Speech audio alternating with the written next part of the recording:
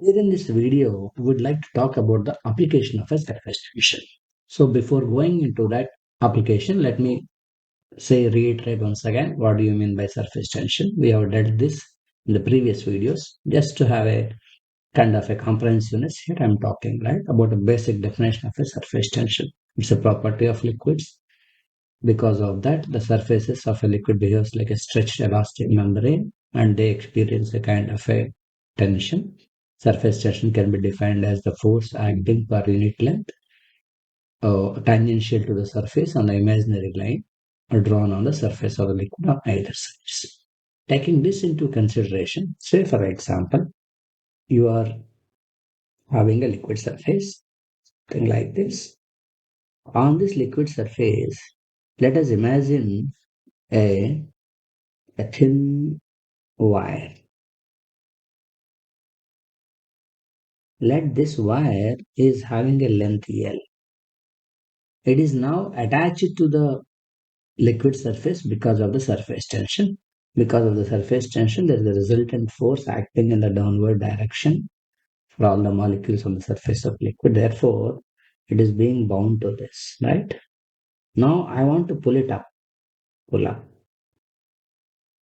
So if I have to pull up, I shall apply a force on that body, on that rod, on that wire to overcome the force that is developed due to surface tension. Therefore, I need to apply a force. So here I would like to calculate how much force is required to move that body up, right?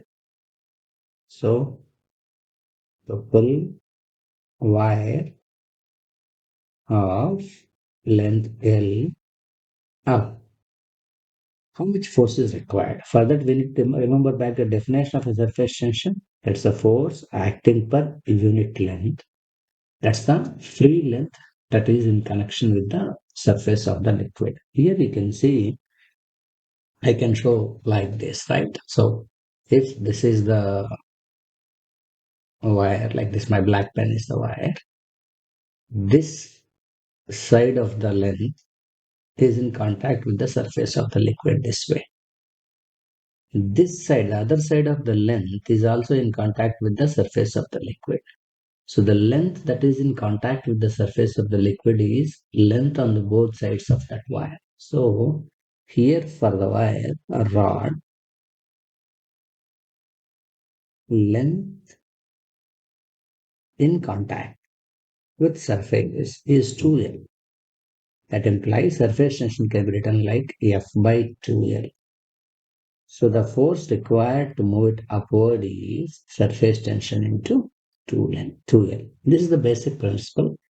One example, we can discuss so many examples of similar kind basing on the same application. Let us say, for example, we want to move a disk of radius r up from the surface of the liquid. Again, the same formula. Surface tension is force by length of the disk that is in contact with the radius as r. This is the length. That's nothing but circumference, 2 pi r. So in the place of length, I need to write 2 pi r, who is the surface of the element that is in contact with the liquid. So in this case, force required upward is something like P into 2 pi r. This is about the disk that is filled. I'll just say, for example, you are talking about not a disk, but you are talking about a wire. I'll swell it up a little. You are not talking about a disk, but if you are talking about a circular wire, this is a wire. What's the difference between the disk and wire? Disk inside is filled. As that is filled, water cannot occupy that part of the disk, but the wire inside is empty. So water will be there here inside, here also outside. So for a disk of radius r, surface tension is force by length that is in contact with the free surface of the liquid is inside as well as outside. Inside is 2 pi r, Outside is another 2 pi r. Water is occupying both inside and the outside parts of the disk. So F by 4 pi r. So in that case, force is required to move the wire upward against the surface tension is T into 4 pi r. So logic is simple. Always multiply the surface tension of the given liquid with the part of the length that is in contact with the surface of a liquid, right? So if you want to talk about, say, for example, you want to move a square plate.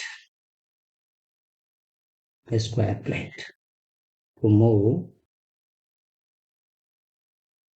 a square plate of length L upward. So what's the formula we have? Again, surface tension is force. This is the square plate. Square plate means inside it is filled. Water cannot go and occupy. This is having a length L. Each side is having a length L. So all four sides are in contact. Outsides are in contact with the surface of the liquid. So the length is 4L in this case. It implies force required is T into 4L. If somebody says it's not a square plate, for a square loop or a square wire, what's the difference? It's a loop, inside it is empty. So water occupies here as well as here. So in that case, like I have written earlier also like this, inside 4L of the liquid, 4L of the length of the square loop is in contact with the liquid. Outside there is another 4L that is in contact. So in that case, to move a square wire or a loop upward against surface tension, you need to apply a force of surface tension into 8 into L, where L is the side of that liquid. Similarly, you can write so many cases, right? So if somebody say it's not a square plate, but it is a rectangular plate, I can write to move a rectangular plate. To move a rectangular plate. So this is a rectangular plate. Let length is L, breadth is B. So the rectangular plate means it's inside filled. So liquid is in contact only with the outer parts of that plate. Then surface tension is force per length that is in contact with the surface of the liquid is only outer surface. L and L, B and B. So 2L and 2B. That implies force required upward is T of 2L plus 2L. Similarly, if it is a rectangular loop, what's the difference again? Plate means inside it's filled with solid. Loop means inside it is empty. That means water comes and occupies here as well as outside. So length becomes outside length plus inside length. Then the surface tension is forced by twice. Inside length is 2L plus 2B, outside length is again 2L plus 2B. So the total value will be force required to move it upward is T of 4L plus 4B. I have just multiplied it 2. So I'll just conclude by saying one more, the last thing. Say for example, you want to move a semi-circular plate.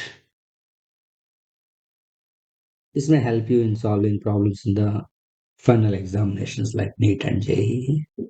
This is having a radius R. So this part, this is semicircular plate, inside is filled, water is in contact with the free surface, that's only the outer surface. That is this part. This part is 2R. And this part, half the circumference of the circle, pi R. So the surface tension is force by length means pi R and 2R. That implies the force required to move the semicircular plate up against the surface tension is T of pi R plus 2R. It's obvious that if it is a semicircular wire or a semicircular loop, No, what's the difference now? You can say by this time definitely, right? Inside it is empty. So the inner part is in contact with the surface of the liquid as well as the outer part. So surface tension is forced by inner part is pi r plus 2r. Outer part is also of the same value, assuming the thickness of the wire is very small. In that case, the force required to move this semicircular wire upward against surface tension is T of 2 into pi r plus 2r. So in solving all these small equations, we have taken an important point into consideration. We have to see how much part of the body is in contact with the surface of the liquid. That's the length that we need to take into consideration when you're writing a formula surface tension as surface force per unit length. That's the lesson that you need to learn to understand the concept in its implication actually. Thank you for watching.